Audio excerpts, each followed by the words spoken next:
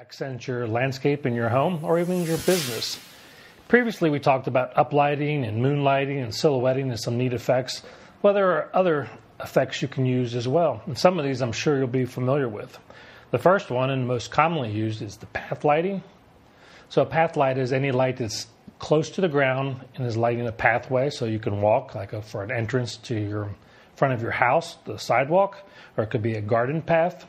Another neat use for path lights is to highlight a patch of flowers or annuals. So you've got all that beautiful color in your garden, and it's nice to be able to see that in the evening as well. So what you want to stay away from path lighting is doing what we call the runway effect. So you have, like on a driveway, 2 rows of path lights down either side of it. It tends to look more like an airport runway than it does anything else. So stay away from using even paired numbers of path lights or just a big straight row of them. Use them sparingly, use them where you need to, like steps, any type of transition area where a person could trip. That's perfect for that, or for highlighting those beautiful flowers that are close to the ground. Next, I wanted to talk about backlighting. And backlighting can only be used in a few instances. And typically, if you have like a large bare wall that might be white or stucco, and you have an interesting looking tree or shrub in front of it, what you do is you light up the wall behind the plant and it creates a really nice black outline of the plant in front of it. So it gives you kind of like silhouetting does, except it's the opposite effect. You see the silhouette of the plant with a light behind it versus silhouetting. You can take a light in front of the plant and cast a shadow on the wall.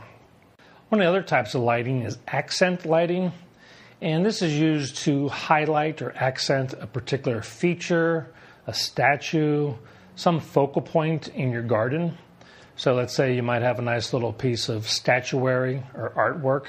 Doing an accent light on it will light that up so you can see that in the evening. And these are usually going to be as focal points. So if you have too many accents, it really accents nothing. So you don't want to overuse these. You want to have a few accents in key locations. So as you turn and look throughout your yard, you see different focal points.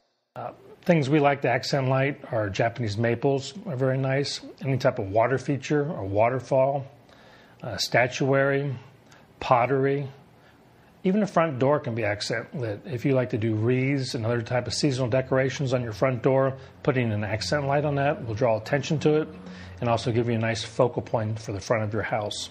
Something new that's being done in landscape lighting is seasonal lighting, and especially with LED bulbs, you can get them in all different kinds of colors. So at Christmas time, you can take some of your uplights and change the colors from just being white and use the festive colors of green and red for Christmas time, or maybe a little bit of blue in there as well.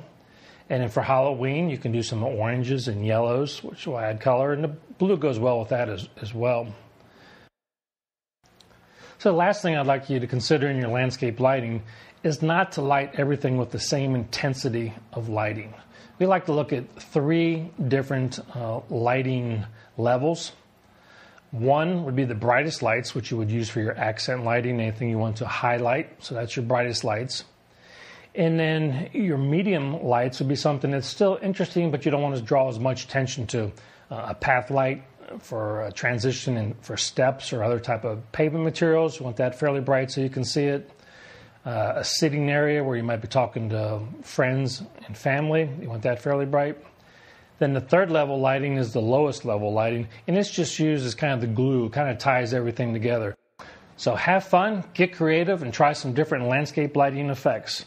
If you need some help with it,